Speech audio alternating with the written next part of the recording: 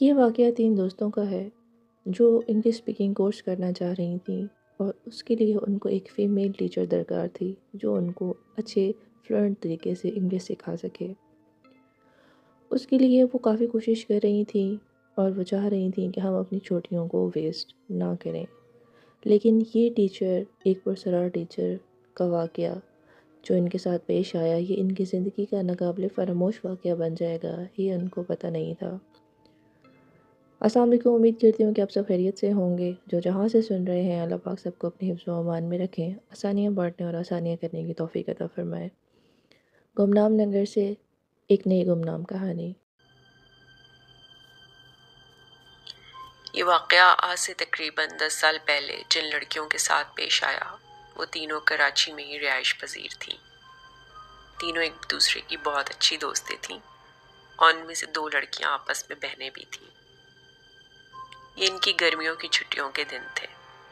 تینوں نے مل کر یہ پلان بنایا کہ وہ چھٹیوں میں انگلش اسپیکنگ کورس کریں گی۔ ان تینوں کو انگلش سیکھنے کا بہت شوق تھا اور وہ ہر وقت اپنی انگلش کو امپروو کرنے کی کوششوں میں لگی رہتی تھیں۔ کبھی آن لائن کورسز کرتی تھیں، کبھی سیلف ہیلپ کی بکس لے کر گھر میں ہی سیکھنے کی کوشش کرتی تھیں۔ خیر، ان چھٹیوں میں ان تینوں کو کسی ایسی ٹیچر کی تلاش تھی جو ان کو فلوئنٹ انگلش بولنا سکھا سکے۔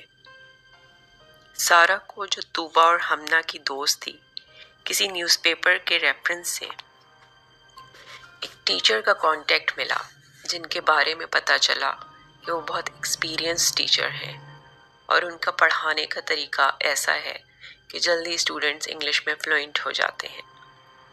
اب مسئلہ یہ پیش آیا کہ ان تینوں کی رہائش کراچی کے علاقے نارتھ ناظم آباد میں تھی اور یہ ٹیچر مزار قائد کے پاس ایک کالونی میں رہتی تھی۔ ڈسٹنس بہت زیادہ تھا اور ان تینوں کے پیرنٹس یہ کہہ رہے تھے کہ کسی آس پاس کے علاقے میں ٹیوٹر ڈھونڈو تاکہ آنے جانے میں دقت نہ ہو۔ بہرحال تینوں لڑکیوں نے ضد کر کے اپنے والدین کو منا لیا اور یہ ڈیسائیڈ ہوا کہ طوبہ اور ہمنا کے والد ان کو ڈراپ دیں گے اور سارہ کا ڈرائیور انہیں 2 گھنٹے کے بعد پک کر لے گا۔ ان تینوں نے باقاعدہ کلاسز اسٹارٹ کرنے سے پہلے کوئی ڈیمو کلاس نہیں لی، صرف فون پر ٹیچر سے بات کری جن کا نام مس میری تھا اور وہ 60+ ایج کی خاتون تھی۔ 3 سے 5 بجے کا ٹائم ڈیسائیڈ ہوا اور آنے والے منڈے کو وہ تینوں ٹائم پر وہاں پہنچ گئیں۔ جس علاقے میں ان کا گھر تھا وہ بہت ہی پرانا ایریا تھا۔ وہاں گھر باقی شہر کے مقابلے میں کافی مختلف بنے ہوئے تھے۔ گھر بہت بڑے تھے اور علاقے میں بہت درخت تھے، درخت بھی ایسے جو بہت گھنے اور پرانے تھے اور جن کی جڑیں دور دور تک پھیلی ہوئی تھیں۔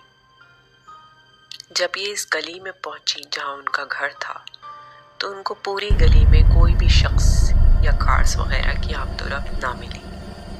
یہ دوپہر 3 بجے کا ٹائم تھا اور گلی میں بہت سناٹا تھا۔ دیے گئے ایڈریس کے مطابق جس گھر پر آ کر گاڑی رکی وہ حد سے زیادہ پرانا بنگلہ تھا۔ ہمنا اور طوبہ کے والد نے کہا کہ وہ ان کو اندر چھوڑ دیں، لیکن ان تینوں نے کہا کہ آپ جائیں، ہم خود بات کر لیں گے۔ ان کے والد کو کسی کام سے آگے جانا تھا، اس لیے انہوں نے بھی اصرار نہ کیا۔ یہ تینوں دروازے پر پہنچی اور بیل کو تلاش کرنے لگی۔ گھر کے اندر اور باہر کی دیواروں پر بیلیں چڑھی ہوئی تھیں اور گھر کے اندر جو درخت تھا وہ اتنا بڑا اور گھنا تھا کہ اس کی شاخوں نے گھر کی کھڑکیوں کو چھپا دیا تھا۔ دروازے کے باہر بھی سوکھے ہوئے پتے گرے ہوئے تھے اور ایسا محسوس ہو رہا تھا جیسے زمانے سے پودوں اور درختوں کی کوئی تراش خراش نہیں ہوئی ہے اور نہ ہی گھر کی صفائی ہوئی ہے۔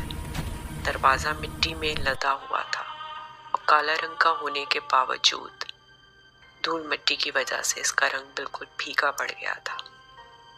ان لوگوں نے بیلیں ہٹا کر دیکھا کہ انہیں کوئی بیل ملے، لیکن بیل کی جگہ دیوار ٹوٹی ہوئی تھی۔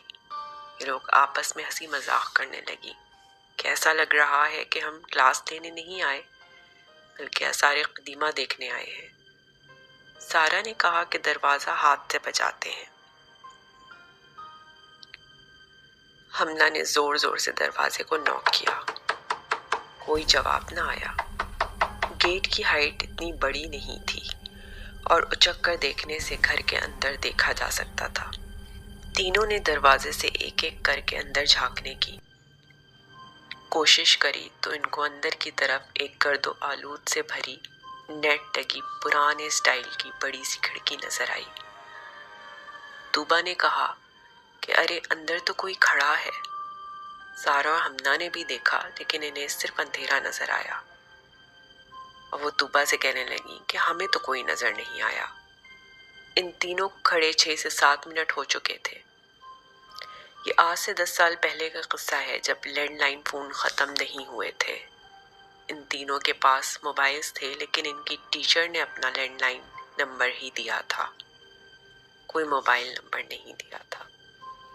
ان لوگوں نے اپنے موبائل بیگ سے نکال کے لینڈ لائن پر کال کر کے اپنے آنے کی اطلاع دینے کا سوچا۔ اتنی دیر میں اچانک سارا ہمنا اور طوبا سے کہتی ہے کہ ارے دیکھو دروازہ تو کھلا ہوا ہے۔ ہمنا ایک دم ڈر گئی اور کہنے لگی کہ نہیں، دروازہ تو بند تھا، یہ کس نے کھولا ہے؟ اس نے کہا کہ جب میں نے دروازہ بجایا تھا تو دروازہ اندر سے لاک تھا، ورنہ جتنی زور سے میں نے بجایا تھا اگر یہ ان لاک ہوتا تو کھل جاتا۔ یہ تو بعد میں کسی نے کھولا ہے۔ گھر اتنا بدحال تھا کہ آٹو ڈور لاک کا کوئی سوچ بھی نہ سکتا تھا، اور آٹو ڈور لاک کی ایک مخصوص آواز ہوتی ہے۔ جب دروازہ اندر سے کوئی ان لاک کرتا ہے تو ایسی کوئی آواز بھی ان تینوں کو نہ سنائی تھی۔ بہرحال یہ لوگ اندر داخل ہوئیں، اور اندر داخل ہوتے ہی انہیں ایسا محسوس ہوا جیسے یہ کسی ایسے گھر میں گھس آئی ہیں جو برسوں سے بند پڑا ہو۔ ہر طرف درخت کے سوکھے پتے گرے ہوئے تھے، جیسے سالوں یا مہینوں سے کوئی صفائی نہ ہوئی ہو۔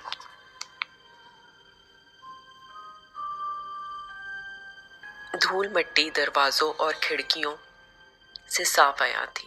تھوڑا سا آگے بڑھی تو اندر کچھ سیڑھیاں چڑھ کر ایک ڈور تھا، اور وہ آدھا کھلا ہوا تھا، اور اس آدھے کھلے دروازے سے انہیں ایک بہت بوڑھی تقریباً 80 یا 90 سال کی ایک عورت جھانکتی نظر آئی۔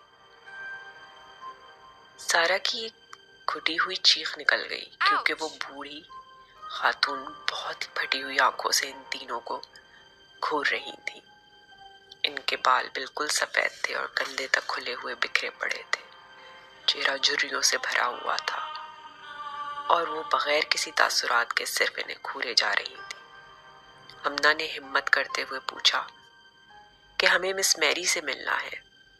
انہوں نے کوئی جواب نہ دیا، لیکن اسی اثنا میں پیچھے سے قدموں کی آواز آئی، اور ایک اور خاتون جو تقریباً 60 سال کی لگ بھگ ہوں گی پیچھے سے نکل کر سامنے آئی، اور ان سے انگریزی زبان میں اپنا انٹروڈکشن کروایا، اور معذرت کی کہ ان کی بیل خراب پڑی ہے، اس لیے انہیں پتہ نہیں چلا کہ یہ لوگ آئے ہیں۔ انہوں نے انہیں اندر آنے کا اشارہ کیا اور خود آگے بڑھ کر ایک کوریڈور میں چلنے لگی جس کا رخ کسی کمرے کی طرف تھا۔ وہ بوڑھی عورت جو انہیں دروازے پر کھڑی ملی تھی، بقول مس میری کہ وہ ان کی مدر تھی، اور انہیں اولڈ ایج کی وجہ سے کچھ سنائی اور دکھائی نہیں دیتا تھا۔ طوبا نے ہلکے سے ہمنا کو بتایا کہ اسے کھڑکی میں مس میری ہی نظر آئی تھی۔ اگر انہوں نے انہیں دیکھ لیا تھا تو وہ اتنی دیر میں کیوں آئی؟ وہ بہت ڈری ہوئی تھی۔ سارا نے بھی ہلکے سے ہمنا سے کہا کہ یار دل بہت گھبرا رہا ہے، ایسا کرتے ہیں کہ انکل کو فون کرتے ہیں کہ وہ ہمیں واپس پک کر لیں۔ ہمنا بولی کہ یار کیا ہو گیا ہے تم دونوں کو؟ اتنی مشکلوں سے کوئی اچھی ٹیچر ملی ہے اور تم لوگ اپنے فالتو کے خیالات کی وجہ سے واپس چلنے کا سوچ رہے ہو۔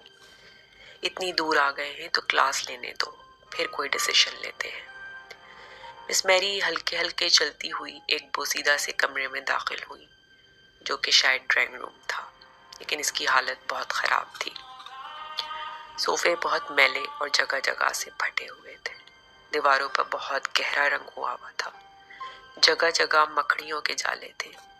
گہرے رنگ کے پردے کھڑکیوں پر پڑے ہوئے تھے اور اتنے موٹے تھے کہ باہر کی روشنی اندر داخل نہیں ہو سکتی تھی، جس کی وجہ سے کمرے میں بہت اندھیرا تھا۔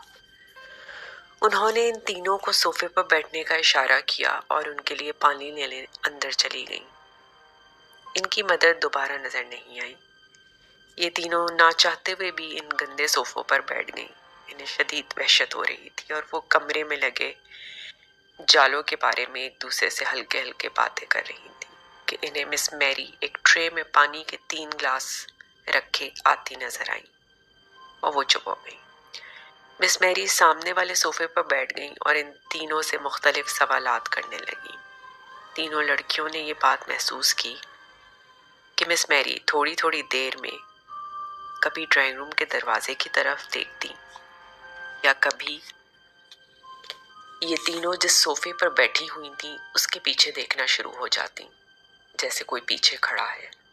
ایک دفعہ تو سارا اتنی متجسس ہو گئی کہ اس نے پیچھے مڑ کر باقاعدہ دیکھا کہ کہیں ان کے پیچھے کوئی کھڑا تو نہیں ہے۔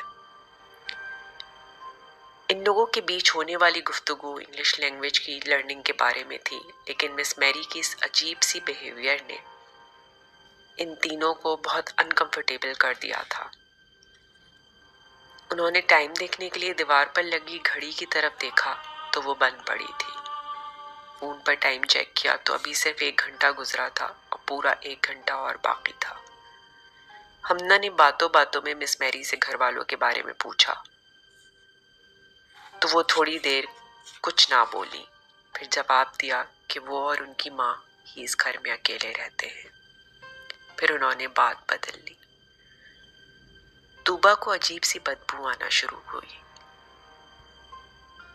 یہ اسمیل ایسی تھی کہ آج سے پہلے اس نے کبھی فیل نہیں کی تھی۔ اس کی طبیعت اس گھر میں داخل ہوتے ہی بہت بوجھل ہو گئی تھی۔ اب اس اسمیل کی وجہ سے اس کے لیے یہ سب ناقابل برداشت ہونے لگا۔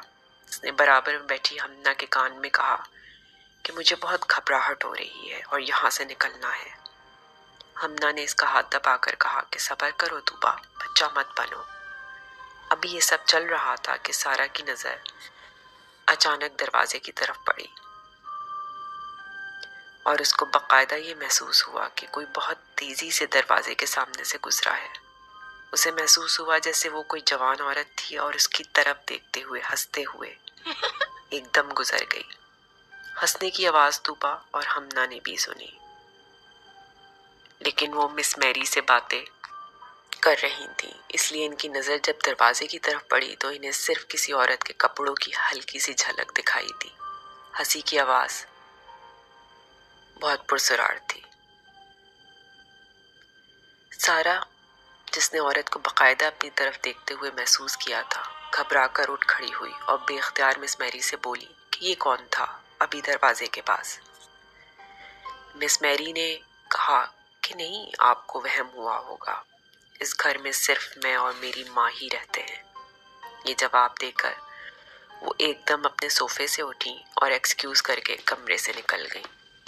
یہ تینوں اب موبائل پر اپنے گھروں میں فون ملا رہی تھی۔ ان کے ہاتھ کپ کپا رہے تھے۔ طوبا رونا شروع ہو گئی اور کہہ رہی تھی کہ یہاں سے چلو، کچھ گڑبڑ ہے یہاں۔ ابھی یہ لوگ اپنے بیگ اٹھا کر کھڑی ہوئی تھیں کہ اچانک مس میری کی والدہ کمرے میں داخل ہوئی اور بہت غور سے ان تینوں کو دیکھ کر بولی کہ بہتری اسی میں ہے کہ تم لوگ یہاں سے چلی جاؤ۔ وہ دیوار کے ساتھ لگی تھی اور ان تینوں سے بات کر رہی تھی، لیکن ان کی نظریں ان تینوں کے پیچھے تھیں۔ طوبا نے آؤ دیکھا نہ تاؤ کمرے سے باہر کی طرف بھاگنا شروع کر دیا اور چلا کر بولی کہ یہاں کچھ ہے، یہاں سے بھاگو۔ یہ دونوں بھی اب بالکل حواس باختہ ہو چکی تھیں اور انہوں نے طوبا کے ساتھ ساتھ بہت تیزی سے کمرے کے باہر کا رخ کیا۔ ان تینوں نے کمرے سے باہر نکلتے ہوئے دیکھا کہ وہ بوڑھی عورت ابھی بھی کمرے میں کھڑی ادھر ہی دیکھ رہی تھی۔ مس میری کہیں نظر نہ آئی، لیکن انہیں اب کسی کی پرواہ نہیں تھی۔ وہ جلد سے جلد اس گھر سے باہر نکلنا چاہتی تھی۔ ان کا اپنے گھروں میں رابطہ ہو گیا تھا اور پیرنٹس نے یہی بتایا تھا کہ ڈرائیور کچھ ہی دیر میں لینے آ جائے گا۔ وہ پہلی کال کے بعد ہی گھر سے انہیں لینے کے لیے نکل گیا تھا۔ انہوں نے گھر سے تیزی سے باہر نکلتے ہوئے یہ محسوس کیا کہ کہ وہ بدبو جو ہلکی ہلکی آنا شروع ہوئی تھی وہ اب ناقابل برداشت حد تک تیز ہو چکی تھی۔ حیرت کی بات یہ ہے کہ انہیں سب دروازے کھلے ہوئے ملے۔ وہ جب گھر سے باہر نکل رہی تھی تو ہمنا نے پیچھے مڑ کر دیکھا اور اسے کھڑکی میں مس میری کھڑی نظر آئی۔ وہ بالکل خاموشی سے ان تینوں کو گھر سے باہر جاتا دیکھ رہی تھی۔ نہ تو ان کے چہرے پر کوئی پریشانی تھی اور نہ ہی انہوں نے ان لوگوں کو روکنے کی کوئی کوشش کری۔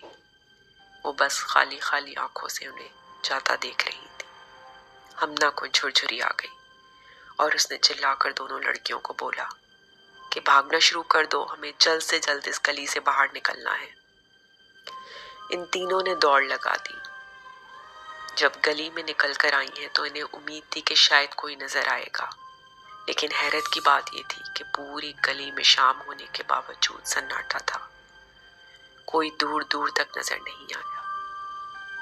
یہ تینوں بھاگتی ہوئی گلی سے باہر آئیں اور مین روڈ پر آ کر سائڈ میں کھڑے ہو کر اپنے ڈرائیور کا انتظار کرنے لگی۔ آدھے گھنٹے کے بعد انہیں اپنا ڈرائیور کار لے کر آتا ہوا نظر آیا۔ ان تینوں نے کار میں بیٹھ کر سکون کا سانس لیا، لیکن گھر پہنچتے پہنچتے طوبا کو الٹیاں شروع ہو چکی تھیں۔ سارا اور ہمنا کی حالت بھی بہت زیادہ خراب تھی۔ ان تینوں کو ٹھیک ہوتے ہوئے کافی دن لگے، لیکن اس دن اس گھر میں جو کچھ ان کے ساتھ ہوا، ان تینوں کو یہ پتا تھا کہ ان کا یوں صحیح سلامت اس وحشتناک گھر سے باہر نکل آنا کسی معجزے سے کم نہیں تھا۔